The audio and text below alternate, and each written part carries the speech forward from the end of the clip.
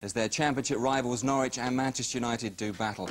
Villa have a 2-point lead after their win at Forest yesterday. Paul McGrath again proving his immense worth with that winning goal. A match both sides were desperate to win for different reasons. Villa thought a breakthrough was coming when Houghton fed Barrett down the right. Saunders' header, though, just off target. But Forest could so easily have taken the points too. Kingsley Black's trickery almost producing a goal. In the second half, Villa just shaded it. First Parker setting up skipper Kevin Richardson. Crossley doing well to take over. Then from Staunton's corner, the vital goal. Paul McGrath powering in at the far post. The PFA's Player of the Year won't score a more important one. The Villa fans ecstatic.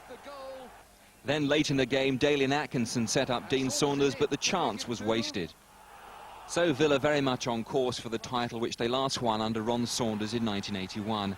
An influential member of that side was Peter Wythe, who provided most of the goals and much of the power. How does he compare the current Villa side to the 1981 version? Yeah, I keep saying that they're probably a bit slower up front than when me and Gary Shaw played. Sure. But it does really. I mean, they've got a side they're all capable of scoring goals. We had a side that was capable of scoring goals in every department. I think it was only Swaney, Kenny Swaney, who never got a goal and got on the score sheet. So they're all capable of scoring goals. They're exciting to watch. As I say, knowing Ron, the sides that he puts out, he adds that bit of it. And Norwich was corrected by a single-headed from the Players' Player of the Year, Paul McGrath, midway through the second half. Villa back on course for the season's main award ceremony. The other two nominees met at Carrow Road on Monday. Manchester United with 3 points from the previous field Wednesday. But first, though, Villa's Sean Teal has been talking to Tony Gubber. Villa today at home to Coventry. Tony found him on the training ground. Sean, a couple of hours before an important match this afternoon, Villa training. That's serious, isn't it? It's a thing the gaffer's done for a few weeks now. Home games we've come in. We don't actually train. What we do is we just walk through set pieces, corners. It takes about 5 minutes, 10 minutes at the most. Go in, we have a bit of pre-match meal, a bit of pasta and things like that. And we sit down and relax for half an hour and have a chat and have a laugh and a bit of a mess about. And then we make our own way to the ground in the cars. As everybody's second favourites for most of the season for the title, Villa have been able to get, well, unexcited about the prospect of winning. But that can't be the case now, surely. We're still second favourites. No. Yeah, of course we are. Manchester United are favourites. You're a point clear of them. Well, that doesn't matter. Everybody expects them to win the league this year after going so close last year. And that's been great for us. We've been able to relax and get on with our own game. But we've got a secret weapon, and that's the gaffer. He doesn't let pressure get to you. But if you match their performance over the remaining games, Villa are the champions. Yeah, great. If it goes like that. But there's six games left yet, and there's 6 hard games. It's just a case of play every game as it comes along and hope you win every game. Having lost an important match yourselves at Norwich, how did you feel when you watched Manchester United put 3 past them in the space of a few minutes last week? It was a case of what should have been for us, really. I mean, we played well enough down there to get something out of the game, and that was disappointing. But we picked ourselves up. We went to Forest, which was a hard game, and got a good victory, albeit in not the best circumstances. We didn't play that well. But at this stage of the season, performances don't really matter. It's the result at the end of the game. If United do miss out to Villa, one of their big disappointments will be the fact that in your side you've got a player they discarded, somebody who's just been made the PFA Player of the Year, Paul McGrath. Give us a professional assessment of playing alongside him. He's simply the best in the business. You can't get a better centre-half. The biggest problem is going to be how do you replace him when it comes to that. I can't see a player in the Premier League now that can replace Paul. And the gaffer would probably say the same. The gaffer rates him as the best in the world. In fact, don't take any credit away from yourself. Your partnership, Teal and McGrath, has been outstanding for Villa. Yeah, we've had a very good season together. We get on very well together, on and off the pitch. And I think that makes it easier for us actually when we get out and play. In fact, the partnership is going to be broken temporarily, isn't it? Because you're about to become the first Villa player suspended this season.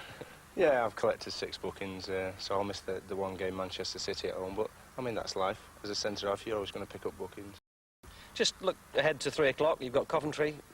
They inflicted the heaviest defeat that Villa have suffered this season, 3-0 when you met them earlier.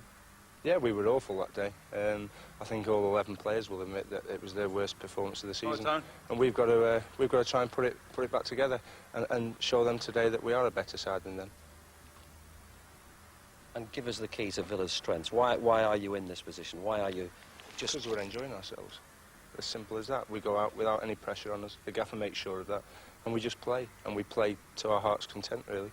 And the way we play will mean we'll always create plenty of chances. And with Dean and Dalian, especially with Dalian back now, we're always liable to finish with 2 or 3 goals in every game. An underrated player, Sean Teal, Jim, and he came in the game late. Yes, he did. And you look at a lot of professional players and they look like boys. He looks like a man. He got outside the game for a number of years and his personality is more rounded, I think. And there are quite a lot of players from non-league football late who have become better players and probably more rounded characters as a result of experiencing life outside of the game. That's the Villa view. Let's now get a Manchester United view, and it's Steve Bruce who's at... There's nothing to choose between them. So they're going down the final straight, you know, with just a couple of fences to jump, or 6 fences to jump. But those fences are different, not like in a horse race. For instance, the difficulty of the fixtures, and just pick up that Sheffield Wednesday match. At any other time of the season, when Wednesday were in 2 cup finals, that would be a difficult fixture. That makes it fractionally easier for them. We switch to the other side for Villa. Oldham Athletic, where they are in the league compared with Villa, that should be relatively easy. But with Joe Royal and Oldham having scored 6 goals at home against Wimbledon and suddenly getting an appetite for winning, that's far from an easy fixture. So other teams are going to play a part, really, in who wins the championship. What about the managers, Jim? What part are they going to play? Ron Atkinson for Villa and Alex Ferguson for United. Well, I once spent a night with Fergie. Not the Royal Fergie. No, the football one. And it was in a Scottish hotel, and we were drinking some of that liquid that they're inclined to drink in that part of the world, and elsewhere, of course. And I ended up with the utmost admiration for him. It's the first time, really, I'd had time to talk and to listen to him. And he's a very determined man, very knowledgeable, very enthusiastic about the game. And I could see now why the results he'd got at Aberdeen had arisen. And ever since then, I've always said to Martin Edwards when I met him, don't be impatient, this man will do it for you. But everything you've said, you know, applies to Ron Atkinson as well. Everything you've just said, almost, apart from the drinking bit, I think. Yes, it does. I think Ron Atkinson shows his sense of humour to the world far more than maybe Fergie does. I'm not saying he hasn't got one, but he keeps it quietly hidden underneath. Ron, of course, he has flair, but he can be nasty at times as well, which a football manager needs to be. He needs to be stern. He's got all that it takes to do the job, and he's